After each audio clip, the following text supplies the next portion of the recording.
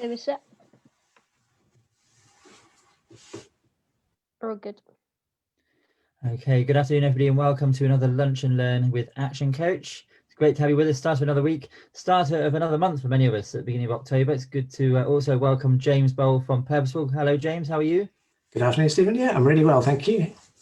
Good. Well, it's great to have you with us on this lunchtime Lunch and Learn webinar, and we'll come back and talk a bit about what you do, and you're going to talk a lot more about purpose today, so we're looking forward to listening to what you've got to share with us. For those listeners who are with us for the first time today, you may well be logged into our Zoom platform, so if you are, please do put any questions and answers in the Q&A box, and it will also broadcasting live on Facebook. And so if you're listening to us on Facebook this lunchtime, first of all, it'd be nice to give us a like or a love heart if you're here for the second time, if you're a second repeat offender. But if you're here for the first time, please do like, comment, share, and put any questions and comments on this Lunch and Learn webinar in the comments box. We'll make sure my colleague Emily, who's monitoring that, will make sure we try and respond to you as we go along.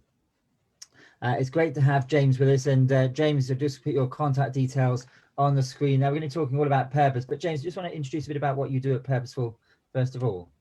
Yeah, thank you, Stephen. We inspire leaders and people in general to discover purpose so they can love their work and lead more fulfilling lives. We do that through a one-off consultancy service, and we have been doing that since the beginning of 2019. Our specialism is working with small organizations, so we do help some individuals as well, and we'll be talking about both in our presentation today. You can find out our thought leadership content, download some white papers from our website, which is purposeful.com, prpsfl.com. We decided to spell the word purposeful without any vowels to try and make it look a little bit more exciting. And you can email me at any time at james@purposeful.com. You can find me on LinkedIn. My name is James Bolle, or you can book a call directly in my diary at purposeful.as.me. So please do get in touch, because I'd like to hear not just kind of what's bothering you and whether I can help, but also what you thought of today's webinar and any queries or comments you have on that. Brilliant, thank you, James, and we'll make sure we bring those details up at the end. Again, and if this is your first time connecting with us here at Action Coach, we are a business coaching organisation. We look after and work with business owners of all sizes, all shapes, and all industries, looking at how business owners can get more time, more out of their team, and ultimately make more of a return in their business to help grow the business and drive it forward, particularly these difficult, challenging times. And we've been working with organisations right through the lockdown period, not just to help them survive, but help them to thrive going forwards. And we'll touch again on that at the very end. But what can you expect from these Lunch and Learn webinars? Well, we hope that most of all, you'll have that light bulb moment. We at Action Coach call it the BFO, the blinding flash of the obvious. And there may be things that either myself or James, you've heard us say before, heard somebody else say before, but sometimes you need to hear those things several times. Sometimes it's about connecting bits of information in your mind that you've heard, not quite sure how to apply in your business, or you're hearing today in a different context. So we do sincerely hope you have a light bulb moment today, a BFO, and if you do, please just share it with us in the comments box, in the questions box. Let us know what you're thinking about what's being said today. But James, we're talking today about purpose, and I was saying to you earlier on, it always takes me back to a job interview I had probably 8 or 9 years ago, and one of those really obscure questions in the interview that was asked of me is, when you die, what do you want put on your gravestone?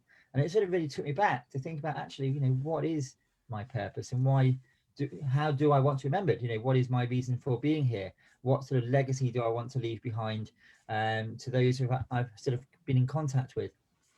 And I didn't really come up with the best answer, I'm sure, at the interview, but it got me thinking afterwards, and I sort of did a bit of research, and I came across this lovely quote, and your life is made up of 2 dates and a dash, usually on the headstone. Make the most of the dash. And I think it's just a lovely way just to think about, well, what are we going to do with that dash between the moment we're born and the moment we leave this world, and what is our purpose and why are we here? And so, James, I think that's a great way just to lead into what you've got to share with us today, about personal purpose, in terms of why are we here, what do we want to do, and what drives us every single day. Yeah, that's a brilliant introduction. And like most dashes, life is over all too quickly. So it's something to bear in mind, I think, every day as you go along. And I'm my screen and tell you a little bit about me, and then we're going to focus on personal purpose and organizational purpose. So let me bring that up. Absolutely, no, that's great. There we are. There we go. Our listeners can Stephen, see do your let me screen. know. That's great. Can Over you see to my you, James. presentation view? So you should be able to see two little girls dressed up as robots in a pink circle. Yeah, I saw them on LinkedIn at the weekend. Great image. Yes. Great image. Yeah, we won some socially distanced lockdown fancy dress costumes with those costumes. It was an inspired way to reuse some old boxes. But I put it up as an illustration, really. So a little bit about me. I did a BSc in maths, operational research, statistics and economics in the year 2000. And I can remember the day in 1998 when I decided I wanted to be a market researcher. I became the first ever person in the world to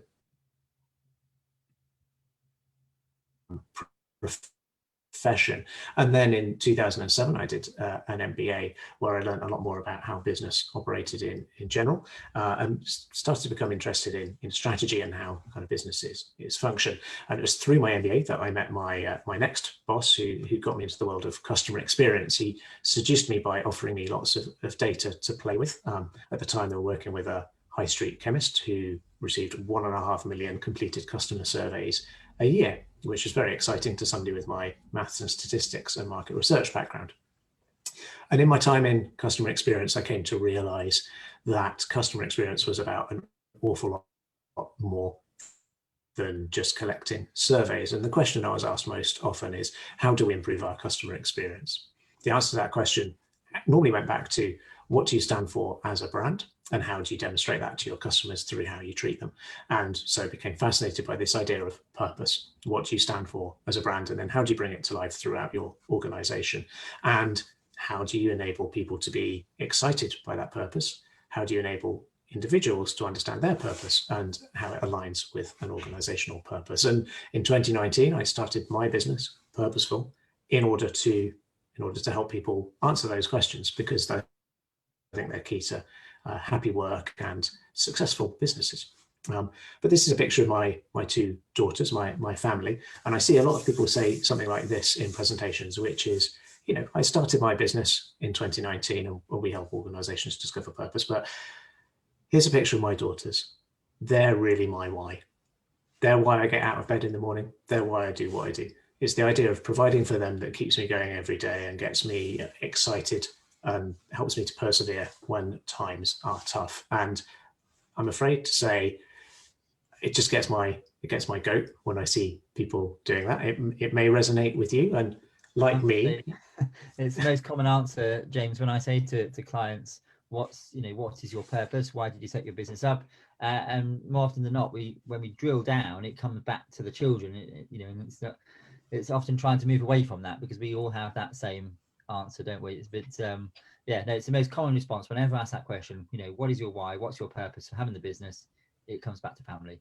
Yeah, absolutely. And it resonates. I've seen it so often in networking groups and in webinars, and unfortunately, the evidence is that your family probably inspires you, but actually isn't your why. And this is Simon Sinek, picture of Simon Sinek smoldering at us. And he said with his co-authors in the follow-up to his book, Start With Why, which is called Find Your Why, the bottom line is your family is not your why. Providing for your family is an outcome of you successfully following your why. But actually, if you look a little bit deeper, what you tend to find is the reason why providing for your family is important to you and the way you choose to do it tells you a lot more about your purpose in the world than just having a family. Now, from my own point of view, my kids do motivate me. Like, I want my children to grow up as balanced adults contributing to society, and getting food on the table for them is kind of a given. I mean, unfortunately, there are kids in the world that don't get enough food and whose parents don't care for them. But for most parents, getting food on the table for your kids is kind of a given. What you need to think about is, what is the contribution you are making to the world in order to do that? And it's that that really motivates you day to day, and providing for your children will keep you going, and you will do something without purpose to feed your children. But feeding your children in and of itself isn't actually the purpose. And when you are running your own business or a leader of a team, it's definitely not something that's suitable for the organization. And so those are the questions that I'd really like to examine today, if that's okay. Just get my keyboard over here so I can actually change the slides. What is personal purpose? How is that different from organizational purpose, and what's the relationship between the two? And really, I mean, all of the best webinars I've ever been to have had somebody saying something that is blindingly obvious, but has awakened something in me. So I'd love to talk about what to do about these two concepts and how to bring them together, hopefully in aim of giving you a blinding flash of the obvious. Yeah, I was going to say, just thinking as you were talking there, I guess the challenge is, as you start a business and grow the business, it's separating personal purpose from the organizational purpose, because many solopreneurs, as they start the business, it's very much one and the same, but it's as the business grows, separating them out. Yeah, that's absolutely right. And, what I'm going to do today is talk about some techniques that you can use to reveal kind of that purpose and drive greater levels of fulfillment and motivation for yourself as an individual within your business, but also for your team members. And what's really exciting about purpose is how it can be used to drive differentiation for your business and capture you an unfair share of voice and really make you stand out from your competitors. So there are lots of benefits to purpose that we'll go into. So does that sound all right with you, Stephen? Sounds absolutely perfect. Thank you. Perfect. And I will be leaning on you a little bit for your experience working with kind of your coaching clients to see kind of what the typical kind of answers you get from them are. So should we go? Absolutely. Let's go for it. Okay. So first of all, the question is, so what is personal purpose? Now, Simon Sinek calls it a why. Other people might call it my reason for being. There's lots of language around this, but ultimately, what is it? If it's not caring for my family, it is how you behave and what you are doing when you're at your best and you're most fulfilled. Using a definition from Richard Leider's book, Purpose, it's the essence of who you are and what makes you unique. And I like to think of it as this idea of the contribution that you make to the world just by existing. If you like, Stephen, it is the content of the dash between the two dates. It's internal, it comes from within you, but it has an impact externally in terms of what you give to others and what you give to society and what your worth is just through doing what you do. And it typically is this combination of your strengths, your characteristics, your values, and the impact that you make on others. What it is not is your job, your business, your possessions, your wealth, or providing for your family. It goes deeper than that and is much more looking at kind of your internal strengths and characteristics. Yeah, I guess just picking up on that. I mean, I guess it's what makes you really come alive. Going back to that gravestone analogy, what really drives you and makes you come alive every day. And when I've talked purpose to other people, I've yet to find anybody who can measure purpose in possessions. It's much greater, isn't it, than possessions? It's how will you measure purpose? It's never the things in your drive, the cars on your drive, or the possessions in your house. It's something much bigger than that. Exactly. And some people do use the number of cars on their drive and the value of those cars as a way of keeping score to see if they're doing well. But the aim in a game is not to get the highest score, but it's to win the game and play it well. So it's absolutely fine if you love cars and you want to get a Maserati. More power to you if you achieve it. But having the Maserati isn't what drives you and makes you different. And that's really kind of, I'd be really interested in your opinion here, Stephen. So when I talk to people about what drives them, what their purpose is individually, the 5 most common purposeless purposes that I get told are, I'm doing this because I want to provide for my family. I'm doing this because I want to make a load of money. And often that is then accompanied with, and the reason I want to make loads of money is because once I'm rich, I can give it all away and do some good in the world. But really that's not a purpose. To have autonomy, I want to be the best at something. And I think the most kind of illusory one, which is, I'm doing this because really I just want to be happy in my life. Now, all of these things are obviously important to different degrees, but each of them, I would say, is a signifier, not the end goal in and of itself. And so, Stephen, I'd kind of be interested in your opinion on this kind of, what people say their whys are. Absolutely. I think when I talk to many business owners and ask them, why did you set your business up? The most common answer, I have to say, is what I would call the freedom fighter. They feel they can do something better than somebody else. And that's when I really start to drill down as to what does that better look like? Why is it better? It often comes down to, sometimes a trigger point is redundancy or, not being able to get a job, which is, you may touch on, but, it is often coming down to they feel they can do something better in a different way. And sitting behind that then is sometimes their purpose, that sits behind that. But yeah, it's autonomy or the freedom fighter approach. Yeah, and we'll talk about, I've got some results from a government survey into why people start businesses a little later, which I think is really relevant and we'll really enjoy going through. But here, I think all of these things at some point have been motivations for me, but none of them gets under the skin of underlying kind of what it is that drives me to do the things that I do. And as somebody who talks to others about their purpose all the time, you might be surprised to learn that I still don't think I've got a perfect encapsulation of what my personal purpose is.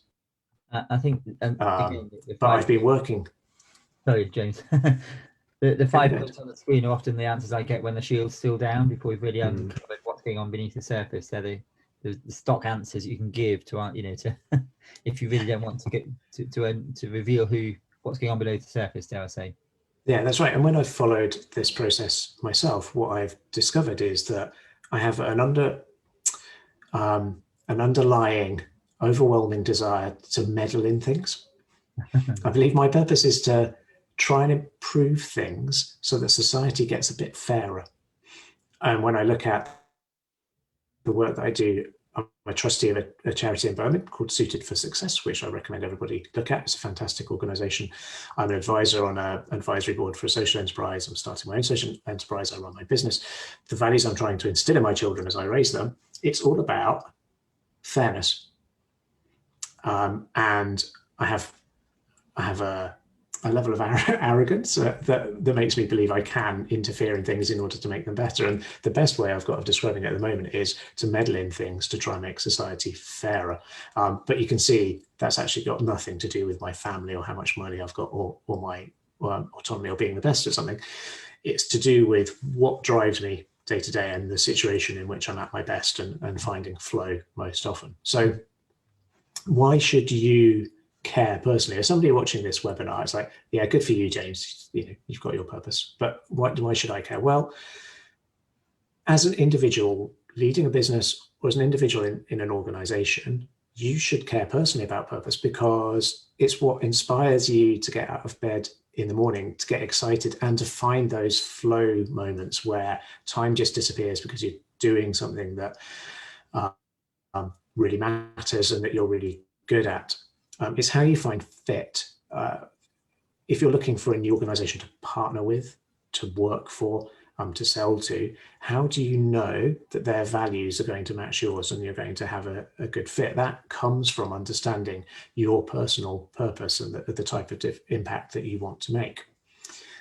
It's about connection with others. People, this was a 2015 study of purpose, but people who were kind of purpose-oriented at work were 50% more likely to report having strong relationships with their colleagues than those that weren't purpose-oriented. Purpose enables you to connect more closely with your colleagues and people that you meet. And finally, in the same study, people who were purpose-oriented were found to be 30% more likely to believe that they're growing personally and professionally through the work that they're doing. So if you personally want to find an environment where you can be passionate, where you fit, make connections with people around you and grow personally, what you should be looking at is purpose. And the reason why, I mean, it's a bit like a jigsaw. The reason why defining your purpose is so important is because if there's a piece missing in the jigsaw, you need to know what shape it is in order to put the right piece in. You can't just force anything in there. It's just not going to fit. It's not going to be right. The jigsaw is going to look a mess. Finding your personal purpose enables you to put that piece of your jigsaw in place and unlock a lot of these other things. Just about to say, James, each of those four words on the screen really do lock into each other, don't they? And a question I often ask my clients is, where can you add the most value? And it comes to that fit, doesn't it? Where can I, if you're working for somebody else or you're working in your own organization, where can you add the most value in society? What can your organization, what can you do? And that will often drive the passion, the connection, and they all interlink to each other. Absolutely. It's Teresa Amabile's book, The Progress Principle. I mean, she's a researcher at Harvard University, but, her summary of all of her work was people are most passionate, get the most sense of fit, feel like they're happiest when they're making progress on something that matters. Absolutely right. You need to find something that matters to you, and to do that, you really need to understand your purpose. Now, how do you understand your purpose? You don't create it, you discover it.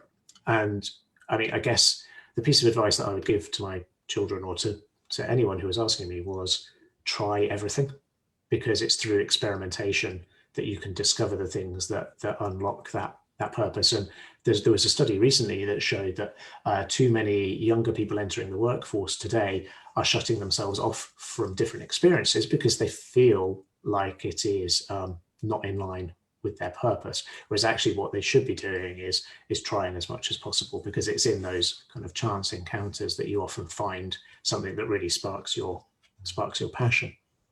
But the way you would discover your purpose is to essentially follow this process. It's gather data of what times in your life you've been in flow, when you've felt most in line with your values, when you've felt like you're making the most impact. Work on the themes within that data, commit to a purpose from those themes, and then refine it as you go, which is, I would say I'm in the refinement stage because I can't decide whether meddling in things is the right phrase for me. But having spent 20 years in work and 15 years in education before that, I've a really clear sense now of, what my impact on others can be when I'm working at my best and when I'm at my most satisfied. So I'm able to find those themes and commit to something. So that's the general process. Yeah, a question from Paul, James. He's obviously looked at your slide very carefully. Said if he's not quite sure on his purpose, is it okay to sit on the fence? There's obviously seen your image there. If you're still working that out, do you have to come off one side, fence off one side or the other? I guess is what he's thinking. Well, I think if you aren't committed yet, then the key is to get off the fence and try some different things. Great because waiting and seeing, I think, is the deathbed regret of many, and that's not. I'm not. It sounds like I'm just kind of pontificating. I have an acquaintance who actually kind of did a study of what were the deathbed regrets of people, and they tended to be, I just wish I'd tried this or I'd done that. So, it's absolutely fine not to be committed, but I would say if you look through your experiences, it probably is there. And one of the things I always say, I would say this because I am a consultant who helps people discover purpose, but start talking about it with others, because they can often pick out themes that you can't see for yourself, in the same way that a hairdresser doesn't cut her own hair or his own hair. Sometimes you just have blind spots and you need to talk these things through with other people, and it can help you come up with a statement that you can commit to and then refine, because there might be blinding flashes of the obvious in what you're saying that you just can't see yourself. So I guess it's just getting the right balance of knowing, having some idea of what your purpose might be, but then reflecting on that with others and not trying to sort of do it all on your own. Is that fair to say, James? Absolutely, yeah. And so there are lots of different sources that you can use to try and uncover your personal purpose, and they will all give you 80% the same advice with some conflicting points of view. But my 5 favorite questions, so when I'm talking to individuals, and normally when I'm working in an organization, I will do some personal purpose work with the founders, because it's really important to kind of understand that before we set off together. But my 5 favorite questions at the moment are 2 from Richard Jacobs, 2 from Simon Sinek, and 1 that I've definitely stolen from somewhere, but I couldn't remember the reference, so I've not given minute one. But first question from Richard Jacobs is, if you were given a microphone now and you were able to broadcast to everybody in the world, they would all hear it and they would all understand what you were saying because it translated for everyone. You've got to give them a message now, go.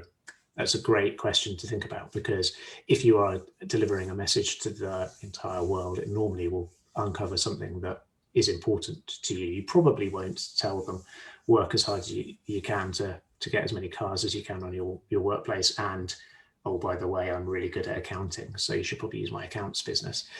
You would probably say something a lot deeper that relates to an underlying purpose that you have in life. This is from his book, The 7 Questions to Find Your Purpose. The next question that he asks that I really like is, imagine you were on a desert island without plentiful food and water supplies and plenty of shelter. There are 1,000 of you there and a community begins to form. What role do you want to take in that community? That's a really interesting one, because that can uncover some themes of the type of person you are. The arch enemy question is, sorry, Stephen, go ahead. No, just reflecting myself on your last 2 questions. So you got a microphone with one message across the world, or you're on a desert island. There may be more than one person with the same message, or more than one person wanting to do that role. So how unique is purpose? So I think purpose is never entirely unique. So I would imagine that there are millions of people in this country alone who want to meddle in things to make society fairer. But the combination of the language that you use about your purpose, allied with your values, your strengths and your skills, and by strengths I mean your characteristics, I mean it in a kind of psychological sense rather than, what are you good at. Your combination of values, strengths, skills, and your wording and the way you view the world will be unique. And so your unique approach can add value for you as an individual, and you will find other people on the same journey, but they will not use exactly the same language. Now, I mean, I was experience that's brought us to that point as well. Yeah, exactly. Yeah, everyone has different experiences, and everyone perceives those experiences differently. So we all have different reasons. Now, I was talking to somebody the other day who's a senior leader in a massive organization. Asked them the desert island question, and I had assumed that their answer would be, well, I'll be like the chief of the new tribe. And his answer was, well, I'd love to be the chef. I said, why would you love to be the chef? It's like, well, I love cooking. Why do you love cooking? I just love taking that stress away from other people and giving them something that's satisfying and enables them to get on with living their lives better.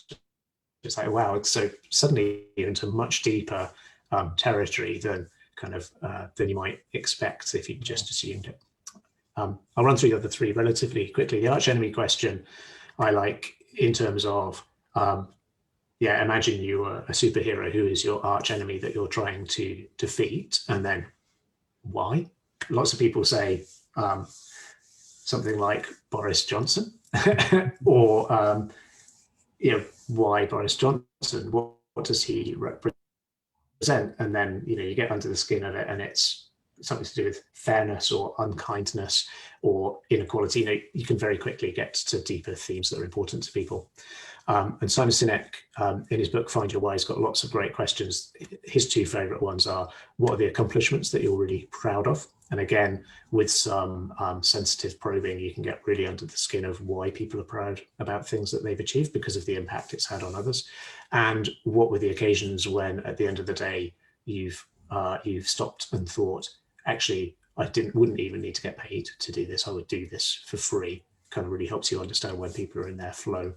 And I've probably got a bank of about 30 different questions you can throw at people to try and unsettle them and get under the rational response and get to the emotion. But these are my 5 favorite. And if you were to sit down and answer these questions with a friend or with yourself, and won't work as well with yourself, but as long as you probe yourself, sorry, that's a horrible phrase. As long as you prompt yourself to go beneath the obvious, you can get to values and some really important things to tell you about your purpose quite quickly.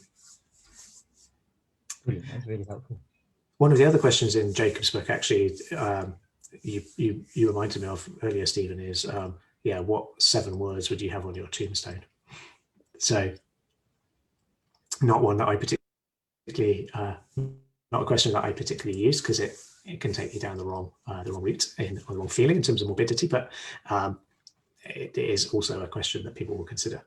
So I would encourage everyone running a business to understand their personal purpose. And I'll talk in a minute about how personal purpose can relate to organizational purpose and where I think it's most effective. But if you want to unlock that passion, that fit, that connection, that growth, that excitement, I think you need to be able to articulate what your personal purpose is. And then organizational purpose, like personal purpose, it's quite easy to say what it's not. An organization's purpose is not its strategy, it's not its source of competitive advantage, or its accrued knowledge in some functional area. It is what you are when you're at your best, and the organization is most fulfilled, the essence of who you are and the contribution that you make to the planet. Now, I've defined this, and I'll go into that in a second. But when you are thinking about your business, therefore, you've got your personal purpose. Why does your business exist? Many business owners I talk to, when I say, why did you start your business, will say one of these top 10 purposeless reasons. And these are all taken from this government survey I talked about. So why did you start your business? 42% of people in this government survey of 1,000 entrepreneurs said it was to make money. 29% said it was to have independence or freedom, and 25% said it was to be my own boss. And that, I think, is really relatable for most entrepreneurs. Yeah.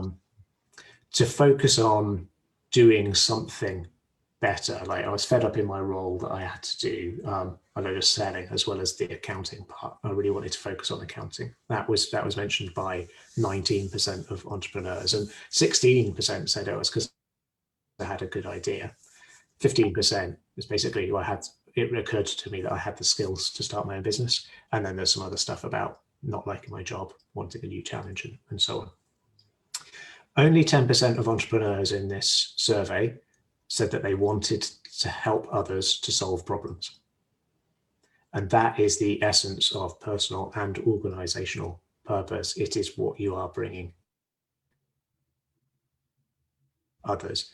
And I'd love your comment on here, Stephen. I think you've already said this is very familiar to you, I think, kind of working with your entrepreneurs. Absolutely. And I always say, that when I ask the question, that the top answers I myself hear when I'm talking to clients every day is either, as I said, that I call it the freedom fighter. Either they've worked for somebody else and feel they can do it better.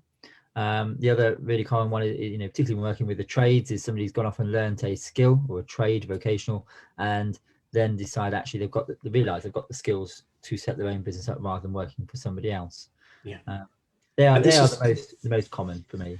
And this is great, and this is absolutely natural, right? Because change happens when the dissatisfaction with the current situation, combined with your vision of the future, combined with clarity of what you need to do to get to that future, when those things combine and become greater than your kind of inertia, then change happens. And so it makes sense that some of these things would drive you to start your own business. The dissatisfaction, well, my boss was an idiot, or, I couldn't find a job, or didn't like my job, that dissatisfaction has to be there in order to make you take the jump and become an entrepreneur, because it's not, in lots of ways, it's not fun being an entrepreneur. It's hard work. Very lonely. Yeah. Very lonely. Yeah. Disorienting. You don't know what the right thing to do is. You lose support, and suddenly you have 100 tasks to do, whereas you're used to doing 10. And that's an appeal for some people, but it's also isolating and scary. But you need that sense of dissatisfaction with the status quo, or you're not going to take that leap. The challenge is when you become an entrepreneur, because that dissatisfaction is so high, but the vision of the future isn't really any better defined than, or it'll be a bit different from this because I'll be my own boss. That's where kind of purpose, I think, really becomes important, because purpose, I think, is absolutely vital to being a successful business owner or a successful organization. Now, I define purpose. I'm going to go over this quickly because we've done a session together, Stephen, where I've defined what purpose is and how it works. Yeah. And I've done that for half an hour. So I'm going to do the next slide in 60 seconds, if that's okay. No problem at all. so we can focus on the new stuff. But, purpose it's got 4 A's. It's authentically lived, aspirational, it's a cool organization and its stakeholders that advances others. Authentically lived, purpose without authenticity is just marketing nonsense. Purpose without aspiration is just a mission. It can be inspiring for the short term, but not for the long term. Purpose is what remains when your mission is completed. And when I use the term aspirational here, that's what I mean. It kind of relates to something big, long term, and universal. It's not related to something that you want to become. Call to action, because it needs to drive how people behave day to day, and it needs to suggest a certain behavior, because purpose without action is just a daydream. And finally, advances others, because purpose without advancing others is just selfishness. If you have a purpose with these 4 constituent parts, then you can drive profit. But just writing a purpose statement in and of itself doesn't lead to profit. What you need to do is live it effectively. If you are living it effectively, purpose attracts the right people to your organization.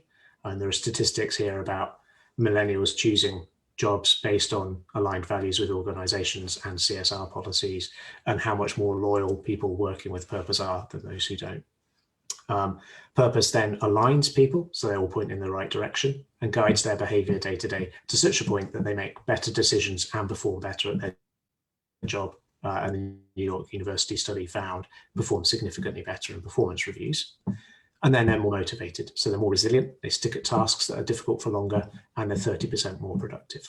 So when you've got this authentically lived aspirational call to action that advances others, this is what you get. You get profit because you're attracting the right people to the business, aligning them in the same direction, guiding their decision-making day to day, and motivating them to work harder. So much so, and I think this is a relevant statistic for the audience, purpose-led startups are twice as likely to be profitable in their early years than non-purpose-led startups. And then, of course, motivated team members are more likely to promote the organization they work for.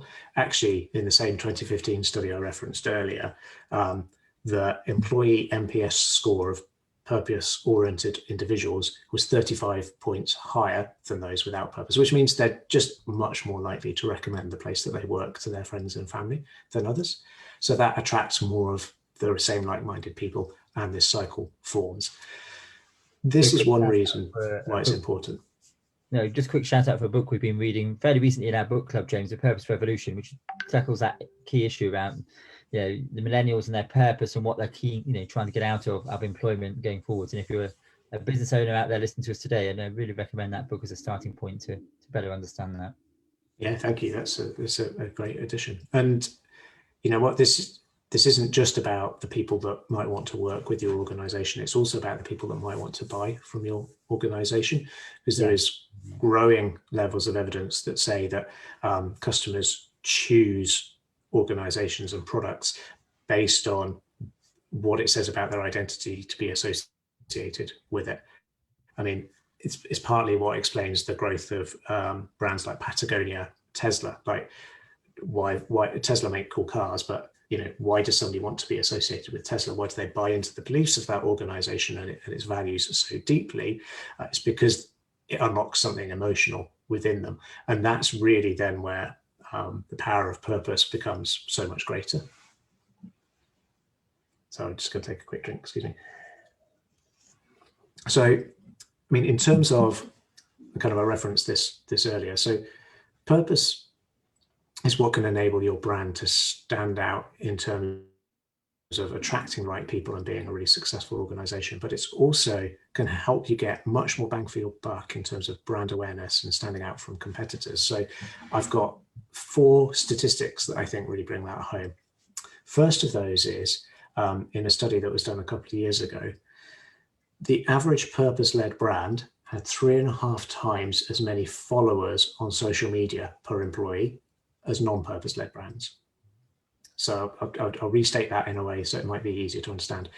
You could have 3 to 4 times as many followers per employee as a competitor if you were able to articulate your purpose successfully.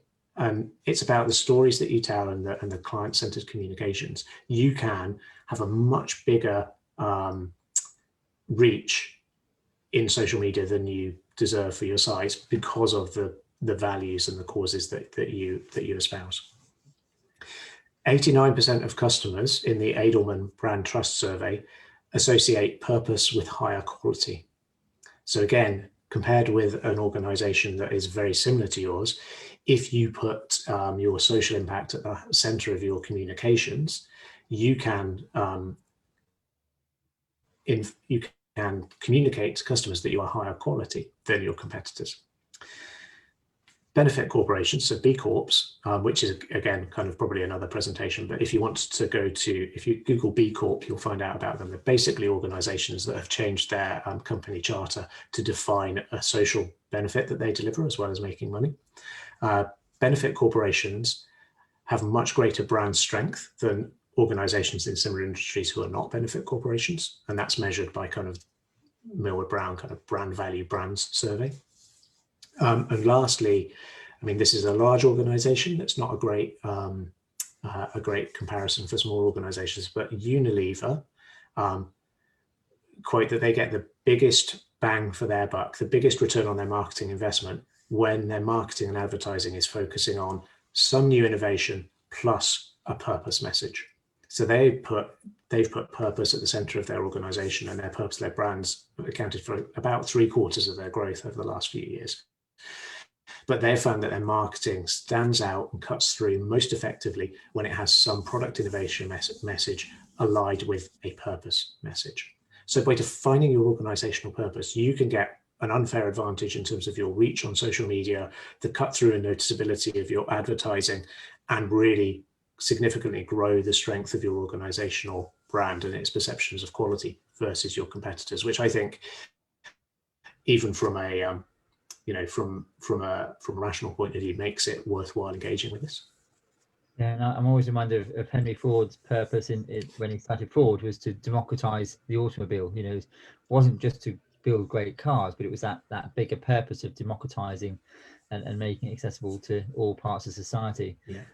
But often when we're coaching clients, one of the things, we take them back to, before we do anything around sales and marketing and finances, it's what's your purpose, what's your destination, because it feeds into so many different things, as you're saying, James, in terms of your marketing, the people you have on the bus with you, in terms of in the organization, having a clear understanding of why you're doing and what your purpose is so important as a business owner. Absolutely. And the absolute key to it is making sure that it's authentic. It comes from a place of truth. One of the reasons why purpose in some quarters is getting a bad name is because organizations have forsaken authenticity in order to get the message out there. And you might think of Pepsi's famous Kendall Jenner advert from 2017, or the Gillette toxic masculinity ad from 2019, where these brands have been desperate to weigh in with a point of view on a social issue without having done the work to earn the right to talk about it beforehand.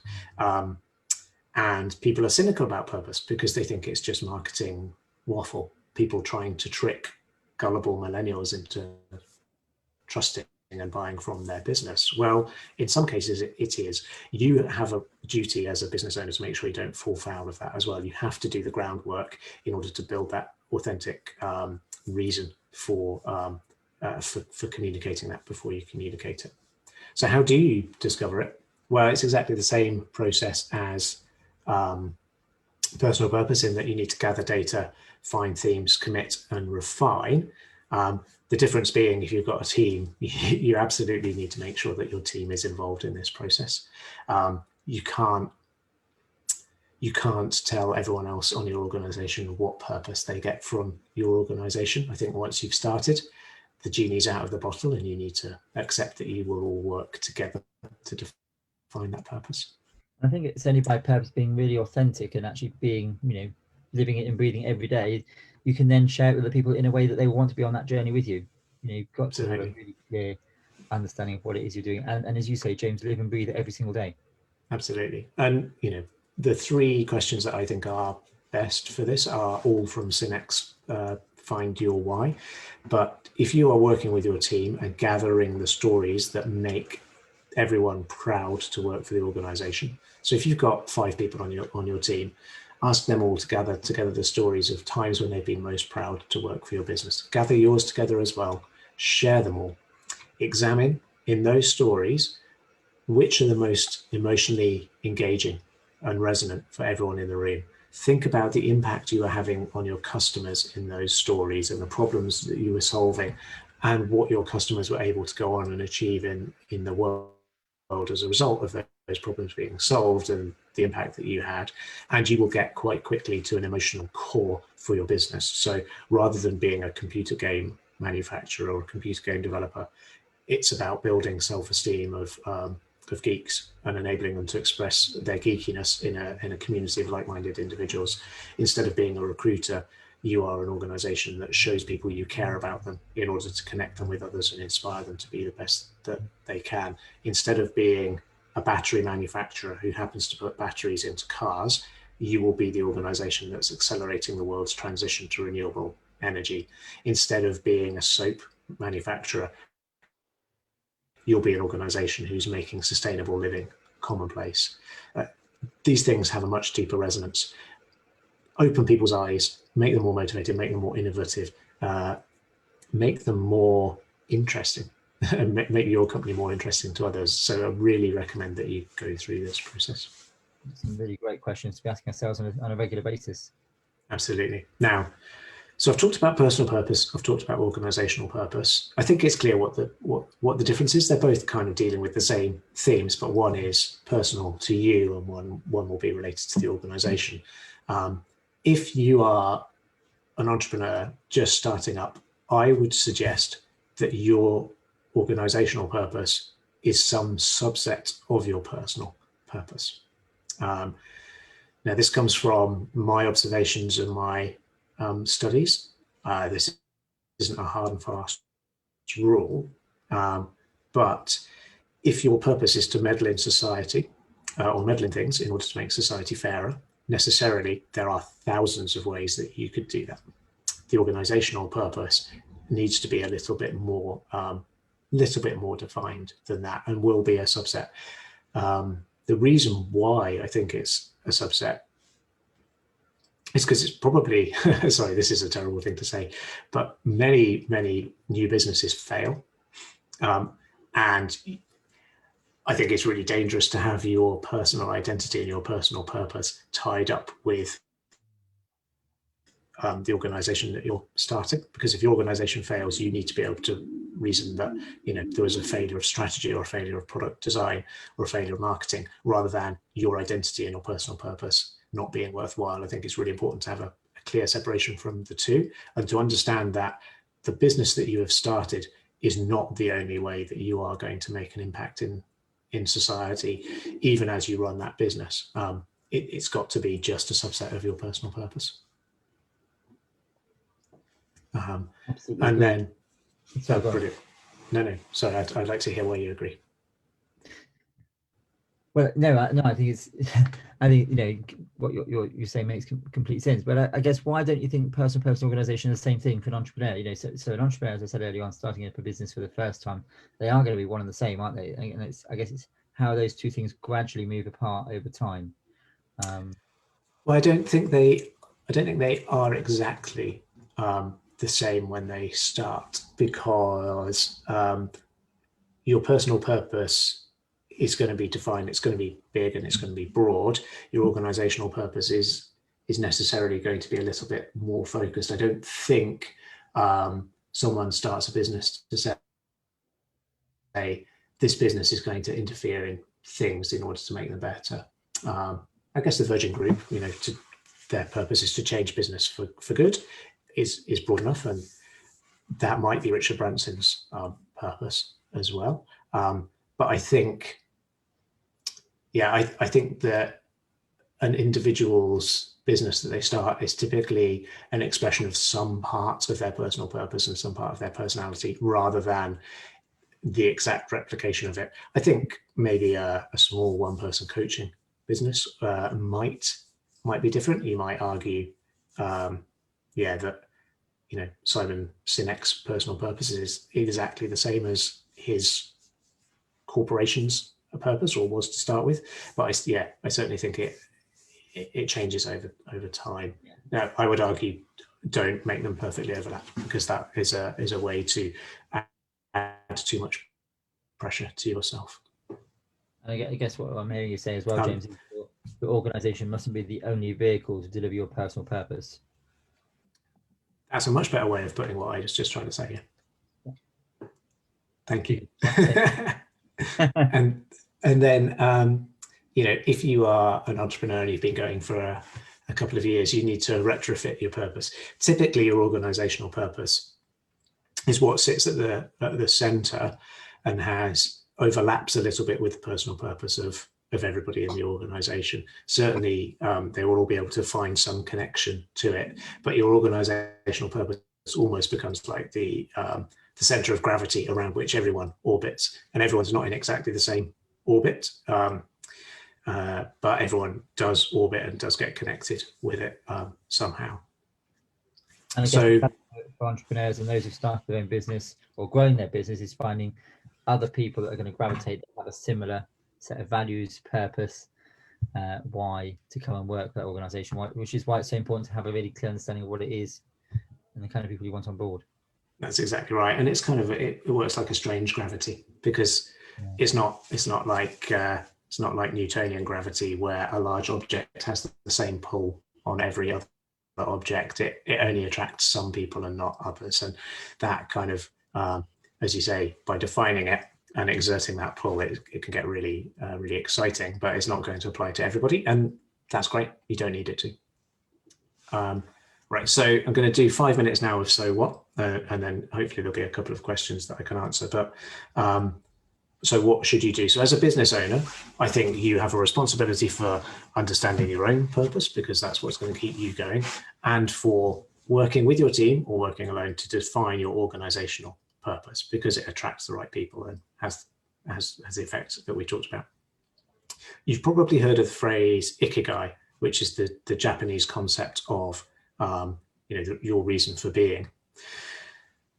You've defined your purpose. Your role as a leader is to now define your strategy so that it overlaps effectively with your purpose. So in ikigai, you're looking at the crossover between what you love doing, what the world needs to be done, what you can be paid for, and what you're good at. When you are defining your purpose, I think ignore what you're good at and what you can be paid for, because it leads you to focus too much on the here and now and what's possible, and you need to be thinking bigger than that. But once you've defined your purpose, i.e. what you love and what the world needs, the impact you're going to make, your role as a leader is to define a strategy that takes your skills and your accrued knowledge and your network and all of the value that you've got in that, and find a product or service that you can get paid for, that means that you can operate in the center of this Venn diagram, where you are operating in complete congruence with what you love, what the world needs, what you can get paid for, and what you're good at. And so that is leadership. Lesson number one is define your strategy so that it's congruent to your purpose. And then number two, and this comes from the Oxford University Said Business School's Enacting Purpose initiative. They classify 5 areas where you as a leader should look to make your purpose live. And the first is, can you simplify your purpose to such an extent that everyone in the organization can get something from it? So that is, can you help your people find that red thread between the job that they do and impacting on the overall purpose? Can you express it in a way that makes it understandable to the person, the VA who is working with you to answer your phones and answer your emails? Can you express it to him or her in a way that they understands that they can make the right decisions for your business, as much as kind of it guides you yourself? Connect your strategy to it, which we've just talked about, and connect your investment decisions to fulfilling your purpose. Drive ownership of the purpose. Take ownership for it yourself, but also encourage everyone else in the organization to take ownership of delivering that purpose. And then find ways to reward people for purposeful behavior, as well as the behaviors that keep the business going, because in the long term, it's the purposeful behavior that's going to differentiate you and make you successful. I will throw in a caveat there, because making something that's intrinsically motivating an extrinsic reward is psychologically dubious ground, so be careful how you do it. But do make sure that you are noticing things that people are doing right that further the purpose, and praise them for doing so. And find stories that exemplify your purpose. Find ways to show what your purpose means day to day and make sure that that's lived. And some great stories. I worked with a commercial vehicle retailer whose managing director tells a great story about one time they went to their van depot where they were thinking about buying a consignment of Renaults or something, and found somebody in the uniform of one of their customers and just said, "What are you doing here?" They brought a van in for a service, not a van that he'd sold to them, but just a van. Just like, "Oh, what are you doing now?" "I'm just waiting for an Uber to take me back to the office." So the managing director said, "Well, I'm here, cancel the Uber, hop into my car." And the managing director of this commercial vehicles retailer drove a very low-level employee from one of his customers back to depot 15 minutes away because, well, I'm here, you're a customer, I can help you. This business is all about helping our customers to achieve what they need to achieve. So I'm obviously going to put myself out to do that. That story exemplifies what that purpose is about much better than kind of anything that's written on the wall or any edict he could pass down. And really helps, when you're thinking of a vehicle retailer, you might be thinking of people trying to sell you a finance scheme you don't need and make money out of you that way. This organization has got great stories about putting the customer's needs front and center. So that's the type of story you need to find. It's a great way of turning a customer into and then absolutely, and it's completely congruent with your purpose. I mean, I love that. I think most of the entrepreneurs and leaders listening to this call can probably think of examples of things they've done because, well, it just makes sense. Why wouldn't I do that? That are actually fantastic stories that they can embed in their culture for what their organization is about. And then lastly, you need to be the guardian of living your purpose with congruence. So you need to have a complete alignment between what you intend, which is your purpose, and then how you act. So what do you measure? How do you measure success? How do you treat your customers? I mean, that from my point of view is absolutely the key. Your customer experience has to be the proof to your customers that you're living your purpose. How do you treat the people within your organization, the humans that you work with? What products and services do you offer? And how do you govern your business via the SCORE framework? And then lastly, what do you say?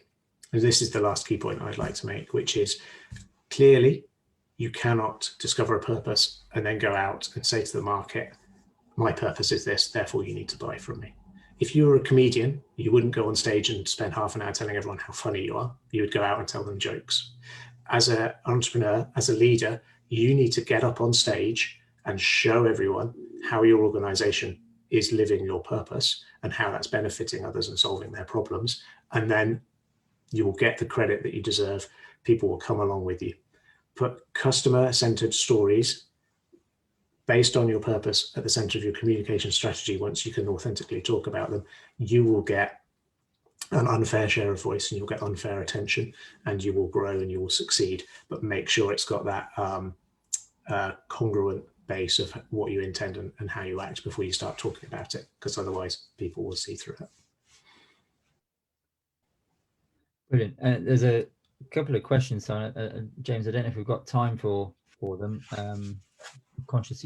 Yeah, I'm good as long as you are. Yeah, Sorry, yeah, no, I went maybe 15 minutes longer than I intended. Yeah, no, I mean we'll try and keep it to the hour, but just I've got a couple of questions from Simon. One from Simon, one from Claire, which I think is worth asking. So Simon's saying the best way to reevaluate his organization's purpose, should he start with him or should he start with the team in the organization? I would always start with the founder, particularly if there's more than one, because you need to make sure that the founder's intents are compatible before you start engaging with the team. So look within first, think about your origin story, why you started the business.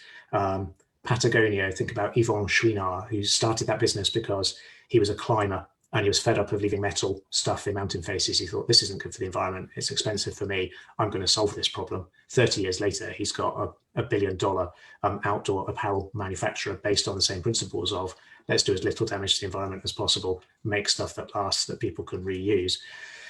Look within yourself. What's your origin story? How does that express itself through the organization? Understand that, make sure you're comfortable with it, and then and then move forwards with the team. If there's more than one founder in the organization, make sure you've got broadly the same values or before you start engaging the team with it. Absolutely. Aligning at the top before going down, I guess, is what you're saying, James. The other question, really interesting, actually, one from Claire. Thank you, Claire, for tuning and listening this lunchtime. Looking to invest in a new opportunity, should you put purpose or profit first? She should, well, firstly, the two aren't mutually exclusive. And there are lots of investors at the moment who are discovering that by investing along ESG lines, which is environmental, societal, governance lines, rather than pure profit lines, they're actually making a better return in the medium to long term. So I would say do your due diligence on the investment opportunity and the impact that they are having environmentally, socially, and how they govern their business with transparency and in terms of including their team members and doing a good job there. Because if they've got their ducks in a row on those things, then it's probably a good investment financially. So yeah, I would say put purpose first because it will lead to profit. And yeah, if you'd like to connect afterwards, I can share information about the ESG investment trends that kind of provide evidence for that point of view. Brilliant. Thank you, James. And hopefully, Claire, that gives you the start of an answer. Both Simon's and Claire's questions are ones that I'm sure can be explored in a lot more detail given more time, which is why it's great that you're open to being contacted, James. If anyone wants to contact you after this webinar, then please do get in contact with James. You know, I'm sure as I've had many conversations with James, you know, you can the conversation can go off in so many different ways, but it's good to have that exclusive time to sort of go through those queries you may have in more depth rather than just trying to answer them in a short space of time on the webinar. But thank you for starting the questions and sharing them with us. All of those who've shared questions this lunchtime, it's great to have you with us. James, I know we're conscious of time. Is there anything else you wanted to add just before we round things up? Yes, there's one more thing, Stephen, which is thank you very much for an interesting conversation. Again, I always find these sessions, whether I'm presenting in them or attending them, really valuable. So thank you for having me on and keep up the good work.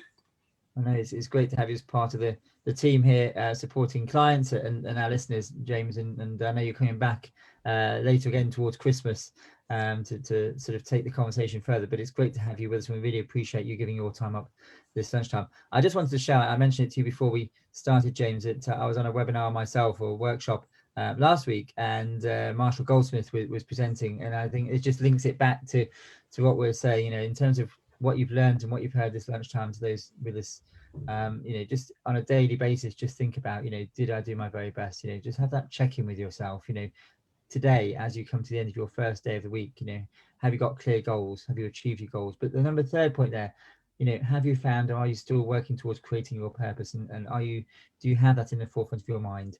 And there's various other checkpoints there. And I just think it's really important to check in with ourselves, to check in with our purpose, to check in with where we are going, what we're trying to achieve. And, you know, importantly, are we happy in doing what we're doing? You know, is it fulfilling and rewarding? Because if that answer is no, then absolutely have we still got the purpose we set out with, or are we on the same journey that we want to be on? So it's great words from Marshall there, and I think it's worth reflecting on a regular basis. But for now, just to finish off, thank you again, James, for being with us. Really appreciate it. Thank you for all of those who've been with us for the full hour. We've just gone over the hour, but it's great to have you with us. This webinar will, of course, be available on our website, and on James, we're going to send it to you, so it's on your website as well. Your contact details are there on the screen for anybody who wants to take the conversation further. Absolutely recommend picking up the phone, dropping an email to James, get in touch with him, and you won't regret having that purposeful conversation about yourself and your organization, and how you can sort of, you know, refocus if you need to, or drive your purpose forwards within the organization and making sure you're reconnecting with it yourself. But for now, thank you, James, for everything you've shared with us. We look forward to joining us again. And to all our listeners, thank you for tuning in. Hope you have a brilliant week full of purpose, and everything you do each day sort of, you know, comes back to that question of why. But for now, James, thank you so much, and we look forward to catching up with you soon. Thank you so much. Bye-bye. Take care. Bye-bye now.